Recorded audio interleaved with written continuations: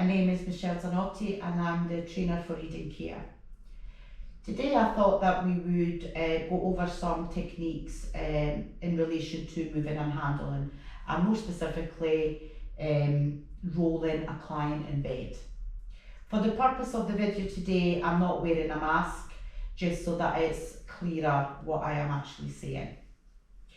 So I have Katie in bed assisting me, and I've also got Camilla that is going to be my second carer, and we will work together today. Obviously it's important that when we're talking about moving and handling, that we're not only thinking of the moving and handling for our clients, but we're also thinking of the moving and handling for the carers, so that we can make sure that we are keeping the client safe, but also that we're keeping ourselves safe as carers in the techniques that we're using. So most of our clients do have hospital beds, so it's really important that we take advantage of that. So for the purposes of today, I'm actually going to bring the bed up so that Katie arrives at a better height for me and Camilla. Now, Camilla is taller than me, so the height would probably differ for him if I had somebody that was the same height as me.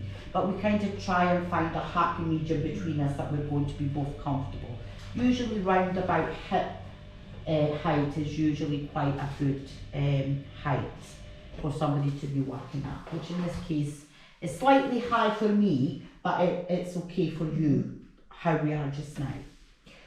So when we needed to use the technique of actually rolling a client, we would normally use that if a client is maybe being cared for in bed, there might be an end of life, and that we're trying to do some personal care. So once we have managed to freshen up the front of the body, we would also be wanting to freshen up the back of the body. So that's where the roll would come into place. It might be that because the client's also being cared for in bed, that we've maybe got some sheets that we need to change. So again, this gives us the opportunity to be able to roll the client, to get the sheets that need to come out of the way and get the new fresh sheets in. It also could be that a client might need a hoist, and therefore after we have maybe carried out a shower and we've managed to get them all dry and maybe got their top half of their clothing already put on, that we would then transfer them to the bed, which would then allow us to get their bottom half of their clothing on. So again, to be able to pull their pants and the trousers up, we would need that roll again, okay? So obviously when we are carrying out any task like this, we always need to do a risk assessment, and it would always differ depending on our client. So it would depend on the task that we're about to carry out, it would depend on the actual individual client, because the needs of the clients are all different. And it also depends on the environment that we have, so how much space we've got, can we move the bed, do we need to move anything else that's round about the area that could actually get in our way. And obviously if we are going to be carrying out something like personal care, is that we're making sure that we have everything that we need in place, because we don't want that one carer is there holding the client ready to have their back wash, and now all of a sudden we realise that actually we don't have the basin, or that we haven't got the sheets ready that we're going to use for changing the bed. So about being organised as well. Now, in normal circumstances, a roll in the bed can be fairly easy. We could bend the client's leg up, and if they are able to help us, then we would obviously use their help. So if they can assist us, they might hold on to the side of the bed, or they're actually able to actually bring themselves round, okay?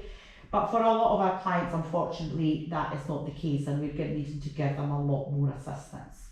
So we would want for their leg to be up. We always want to make sure that their arms are going to be safe, because obviously if we're going to roll them, if they had an arm sitting at the side there, they might end up rolling over it and it might be quite painful. So we always want to cross over the actual arms. So if I was bringing a client towards me that was fairly able, then it'd be quite straightforward to do. So I would have you, Camilla, as I'm kind of taking the leg here, and you would be pushing the client, or you could be pushing on the leg as well, as I'm just kind of receiving the client over, and they would turn quite easily. Okay, you just move to the side. That's it. And they would be able to turn quite easily.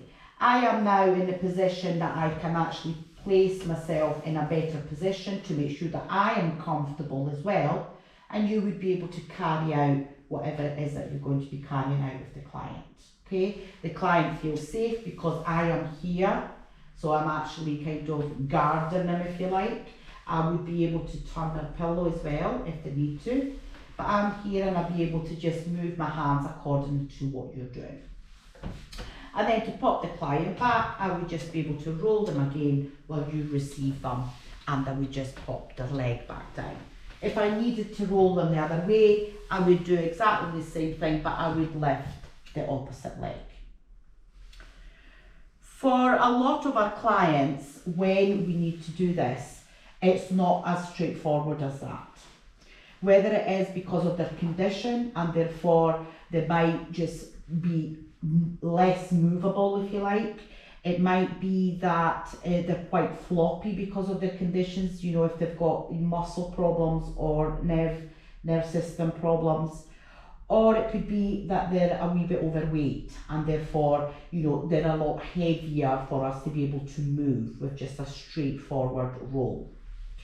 Also, if we pop the leg up, for example, it might not stay that way and it might just flop back down. So it might be that when we're going to do the roll, we would cross it over, okay?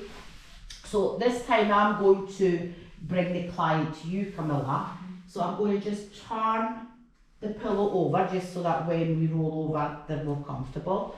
I'm going to make sure that the arms are crossed over.